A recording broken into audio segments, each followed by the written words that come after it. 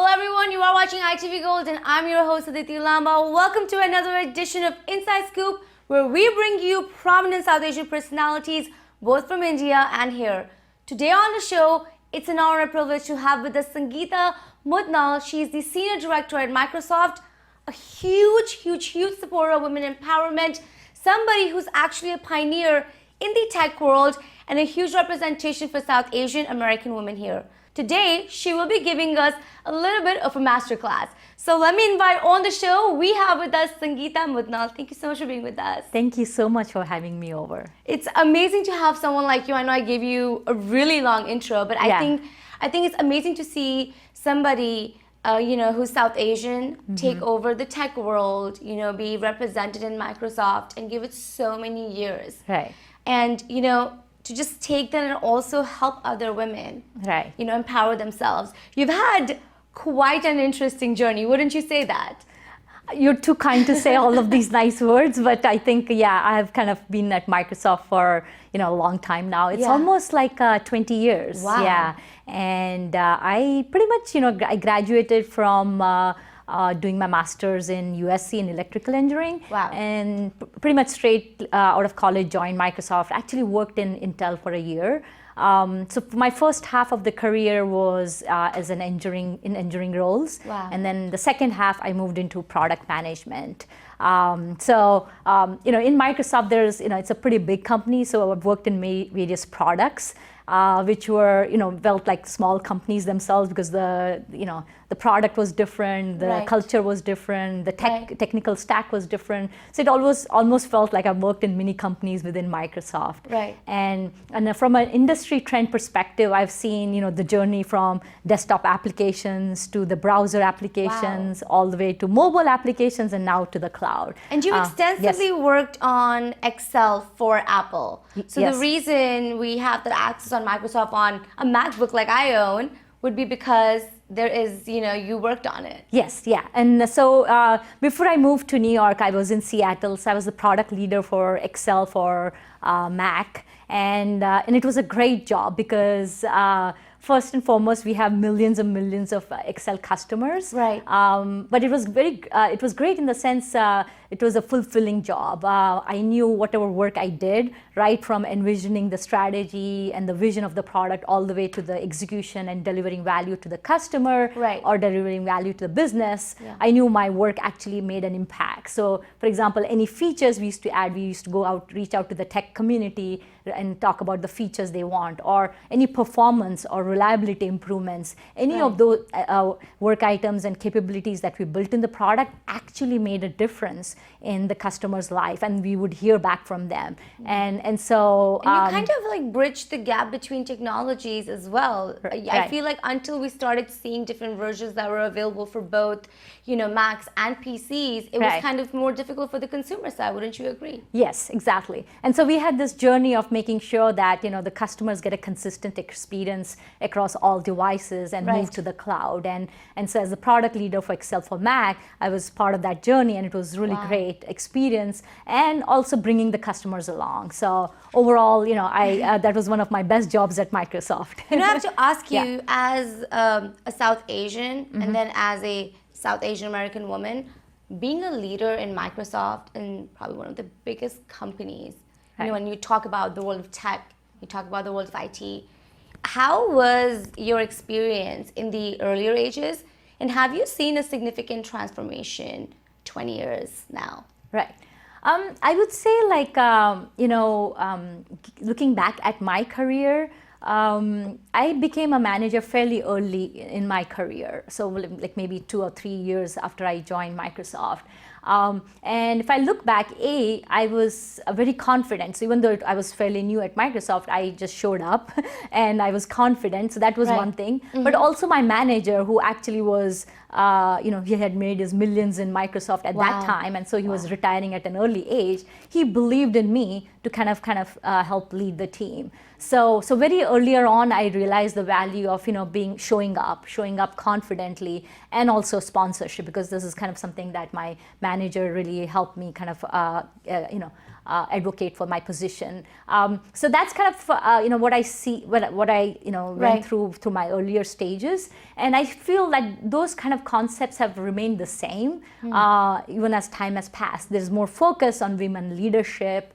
And that's great, but at the end of the core concepts of like you have to show up confidently, you have to show up as a leader, and there is people in the organization who need to support you or guide you or mentor you and sponsor you. Yes. So those things, those ingredients to make a successful career, whether it's a woman's career or a men's career, it's fairly similar over the time. It's just the visibility has increased dramatically on women leadership issues. But being a South Asian didn't really have much of an impact, you would say. It was more about the skill set that you had. Yes, I think it was more about the skill set. And I think in a way, ignorance is bliss. I did not know what I was getting into. And at that time, I didn't really... You were too new in the country. Yeah, I was too new in the country, That's too true. new to my job. And I was like, I can do it. I'll just show up. So none of this, background, information about, where I come from or what I'm doing, that really didn't come into picture as I was kind of starting to lead in my various jobs in Microsoft. I have to ask you, what according to you would you say would be Microsoft's perspective on gender parity? I ask you, and for everyone, she's currently working on an artificial intelligence project which actually provides more information on providing more gender parity. So I just kind of wanted you to sort of reflect on that view of the company as well as your view, and has it been exciting for you to sort of now dive into this after all the work you've done in Excel and in Seattle for all those years? Yes. I think so. Now I'm, as you mentioned, I'm like the Senior Director for Responsible AI in the Microsoft Research Office in New York. Wow. And I lead the efforts around, the new scenarios, product scenarios, and which are at the intersection of technology, AI, business, and social good. And so a lot of these technologies are being developed in the research office in New York, or Boston, or Montreal.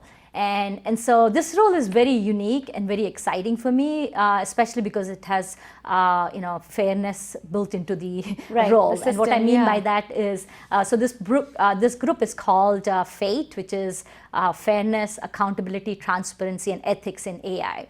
So what's really happened is AI, which is artificial intelligence and machine learning, has become from a vision to reality. It has actually provided tangible benefits to people worldwide.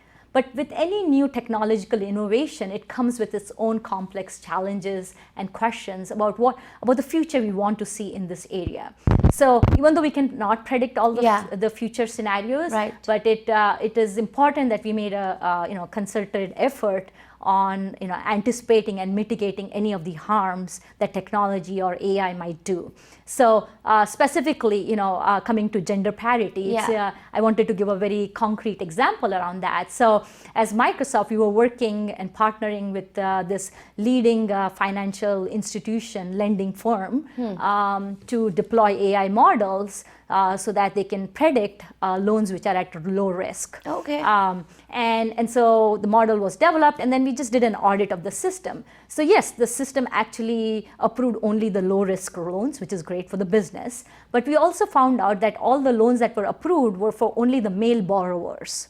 Oh, wow. And then what we realized was, because this model was trained on the historical data that the company had, and historically the loan officers have been favoring and giving loans only to male borrowers. And so the fact that we detected this issue, fixed it, and before deploying it was very important. And now we have something more, we think more of a fair system that is being deployed. So this is a very specific example, but as you mentioned, I'm very much into women empowerment and helping with any of these gender parity issues. Yes. And so this is really, like my new area of passion is like not only I'm helping women in some other ways, but also now my work and my job is all about ensuring gender parity or gender fairness in whatever small way possible. This is not fixing of the whole world problem, but in a small way, like how do we make sure our systems are unbiased and more fair, so the future generations don't have to suffer Right. the biases that we had Because to. in fact, you were telling me in our Yeah. conversation prior to this interview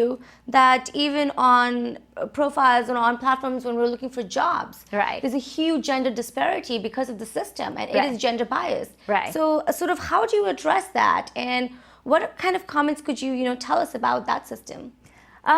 I think so. Like I said, because the biases, the AI models learn from the data that exists in the world today, and the Okay. data has always been biased because that's how the world and the society and the cultures and the companies have operated. Right. So a lot of that flows into the AI systems. And as companies, what we have to do, which is a very gentle balance that you have to build, so that we introduce the fairness, Right. but don't really overcorrect or try to fix societal problems, but try to do the right by the application or the domain that we are trying to work in. Wow. Yes. This might be quite an interesting experience for you to have this as a job, but then also have it as something that you're passionate about, because you also happen to be, a woman who understands that this is Right. actually going to benefit women if we could fix the system. Yeah, and I think that's a great statement, because I thought my job in Excel was really great, but now Yeah. when I'm here in New York and I'm doing this, I'm like, wow, like this is my area of passion, and I'm working on it. And so, in a very humble way, I was remembering that there's a Mahatma Gandhi's quote: "Is happiness is when what you think, what you say, and what you do all are in harmony." And I'm like, wow, in a certain way that I'm able to do all of this together. I feel very lucky to be able to do that. Wow. Yeah. Well, we are about to go in and dig into the masterclass segment of the show. But before that, I just had one question for you in terms of artificial intelligence. And as a proud member of the Microsoft team, what could you tell us about the future of it? There's so much that we hear about it, but as representing Microsoft, what can we look forward to when we are looking at artificial intelligence as a whole? I think so. Regarding AI, we are at the very initial stages of getting the benefits of AI. And then there is, in the future, like from 5 to 10 years from now, you can envision a lot more scenarios where pretty much AI is artificial intelligence. So it's taking human intelligence and doing what humans are capable of doing.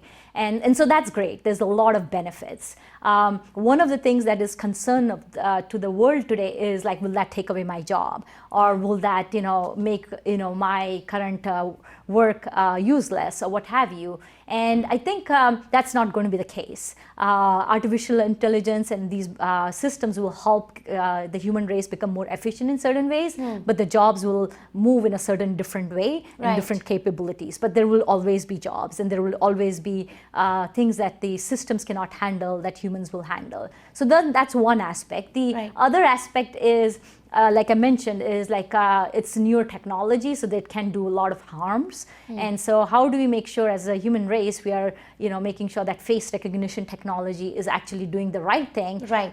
Versus the wrong thing, or any of these technologies. So making sure that there is a lot of policies and regulation in place that make working with the governments and the policy makers, Right. So that the technology can be handled in a responsible way. Wow. Yeah. That was amazing. Thank you so much. Stay tuned on to ITV Go. We'll be right back after a short break.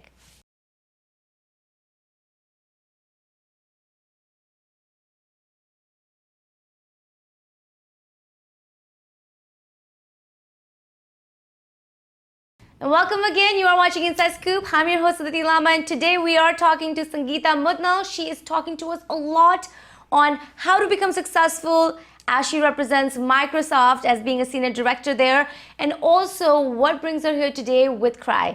Before the break, Sangeeta, I was telling everybody that we'll be right now starting sort of like a short masterclass with her, where we want to bring forth attention to some of these key steps that Sangeeta thinks could really help benefit a lot of people, and especially young, aspiring South Asian women.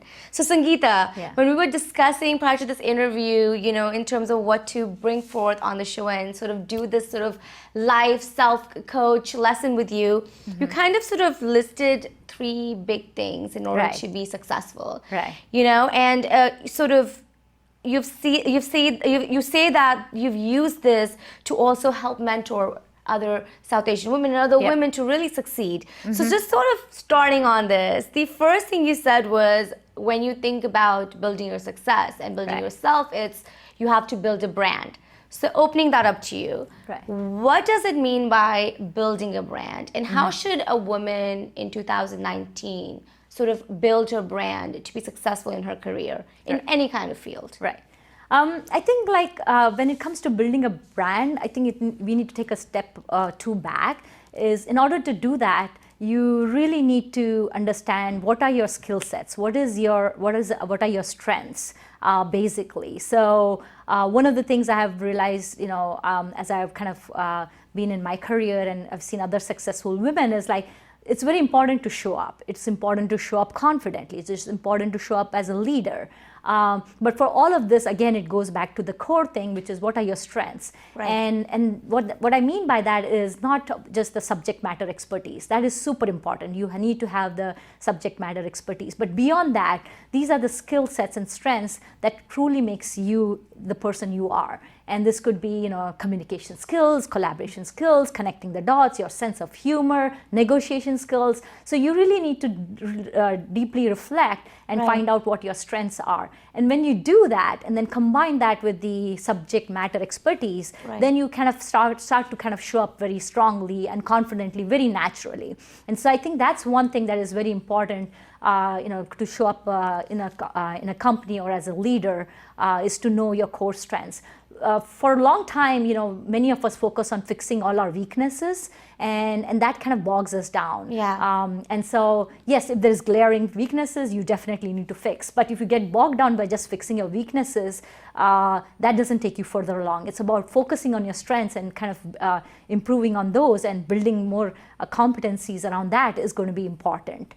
So that I think would be the first thing I would say is important. And when you're building the brand, it starts with understanding yourself. And so you can just go out as, whenever you're in conferences, in groups, in meetings, parties, elevator pitch, you need to have that kind of knowledge about yourself and awareness about yourself, and then have that 1 minute or 2 minute pitch about yourself. But how does one find that, Sangeeta?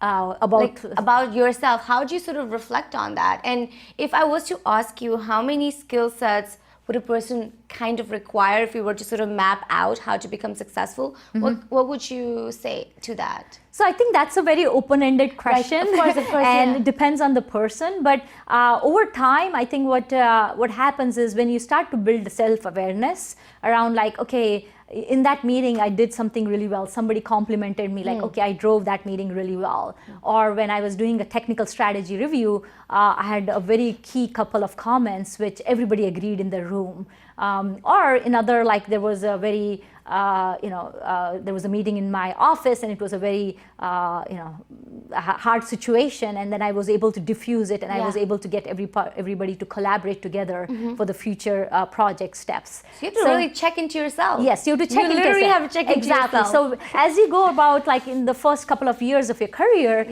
you need to keep this,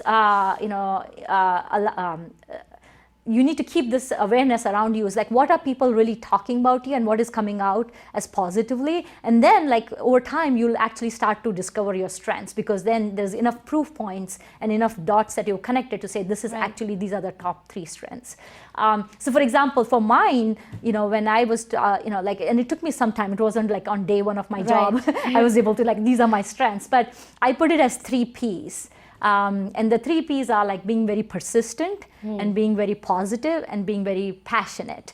And so that's persistence, positivity, and passion. Yes, exactly. So that's, I think, what is stood out for me over the years of my career. And that happened because when I was in various teams, developing products, shipping products, through various interactions, internal, external, presenting at conferences, that I was able to gather those proof points, and then I realized that's what are my strengths, and then I started to double down on those. So I think that's the first thing about building your brand, is to know yourself, know your strengths, have that couple of 1 or 2 minutes of your pitch. And then you really don't need to go out there to publicize too much. I think you need to take the right moments in the right environment and have that pitch ready. versus really putting yourself out there.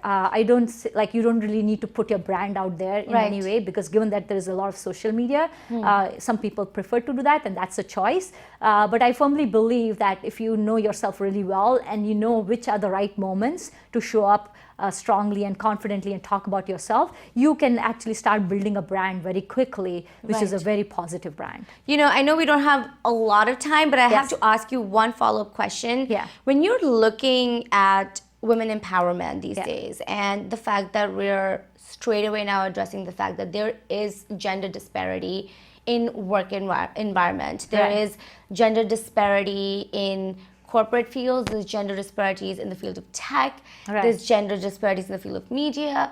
It's very prominent issue that we are always discussing, especially on like a very large scale. What is your comment on sort of combating that and finding success? Because you found success in a very male-dominated world in one of the biggest companies that you could, talk about when you talk about tech and industry. What could you say to those women that sometimes feel that they are doing their best, but perhaps that could be the reason that they're not getting the full potential out? I think, one of the things is going back to the basics is what I focus on when it comes to, whatever career you want to build. Right. As I mentioned, there's the 3 points that I was talking about, right? First, having your confidence and and understanding your strengths, building your brand. I think that's super important to be successful in any industry, and more so in a male-dominated industry, because you get little time to talk about yourself. And so when you show up, you have to show up strongly, confidently, and you should know yourself and what you're all about and how do you provide value to that particular team or a product or what have you. So that's one thing. So work on yourself. Work on yourself. Literally make yourself the best version of yourself. Yes, exactly. Because you have no other option. Right, exactly. Yep. And so that's one thing. The second thing was around like, a lot of people have this work-life balance kind of issues that we talk about. And one of the things that we talk about is there going to be an equilibrium between personal life and professional life and your family life? And will those demands will be all equal? And my personal philosophy is it's going to be a dynamic balance. Sometimes work gives in, sometimes family life gives in, sometimes your professional or your personal interests give in. But you have to be happy with the choices you make. And the key skill behind that is ruthlessly prioritizing it. One of the skill sets I've realized is, because there are so many things you want to do and you want to have a successful career, is like, how do you prioritize the right set of things? And so that ruthless prioritization is a skill set that you have to develop over time. And then whenever you do make those choices, then you have to be happy with those choices. And I think that's what will kind of help you give much more happiness when it comes to work-life balance, because those are the choices you made and you're happy with those. And then when you do that, you actually show up strongly both at work or at home. And so I think it portrays like a positive thing across. I think she definitely put touched our point number 2 for the masterclass, the work-life balance. And I kind of wanted to ask you in that aspect and cater that towards young South Asian women that are living, say, in New York City right now. I feel like I interact with so many women myself in which they're really having a hard time finding that balance and also finding the balance in their work life. So, for example, they're fighting for a position for a board in a corporate company, and then they're fighting for a position of equality in their house, and they want to make sure that they give the same amount of attention to both their work life and their family. What would you say to that young South Asian woman, someone like me who's living here, sitting across of you? What would you say to her? Yeah, I think, it's going back to that same point I made is, just not having that expectations that is going to be a perfect balance. That's so true. So, if you set up wrong expectations for yourself, you'll never, meet those expectations and you'll be not happy. And so between these priorities that you have, like I said, you have to actually take all of these things. It's life, right? It's never going to be perfect. So whatever you have in terms of your work commitments or family commitments or your personal, you take that, you have to prioritize on a day-to-day basis or an hour-by-hour basis.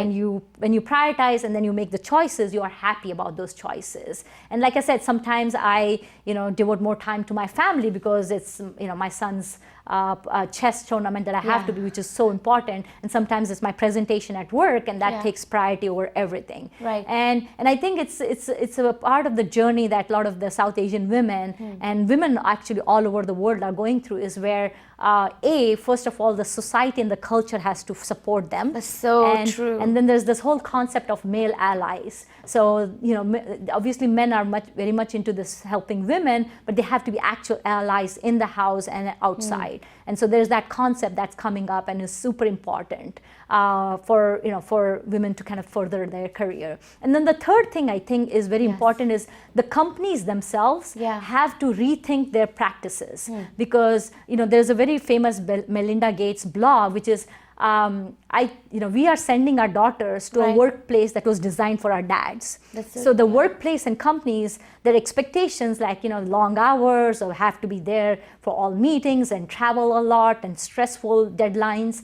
All of that has to be rethought, because the expectation that there's only one person in the family working and the other person is taking care of the family is no longer true. Everybody, like now, both the spouses, like our partners, are working. And so the whole structure, there's no nuclear, we are no longer, have the support of the community or extended family. Everybody's in nuclear families. So the whole societal structure has changed, and yet the company's expectations, their workplace infrastructure and practices haven't changed. So that's something that I've been starting to think very seriously about, is like, how do they provide more flexibility? How do they provide different ways of measuring your work and commitments? As long as it's high quality, it's done anywhere. And also thinking through, like, how do you help parents go through the phases of kids and difficult phases of taking care of elderly parents. So rethinking the whole infrastructure and practices of companies, which is taking a lot more discussion now, is going to be super important, because the companies themselves have to change in order to support the families. And then there's the male allies concept. So all of this put together is going to take us further, versus there's no silver bullet answer to, This is basically like an institutional change that we're basically asking for, in terms of, in order to actually make a change, you actually have to go in the system and see what has not worked, and perhaps see if that would change. Well, thank you so much for being with us on ITV Gold. Yes, thank you so much. Thank you.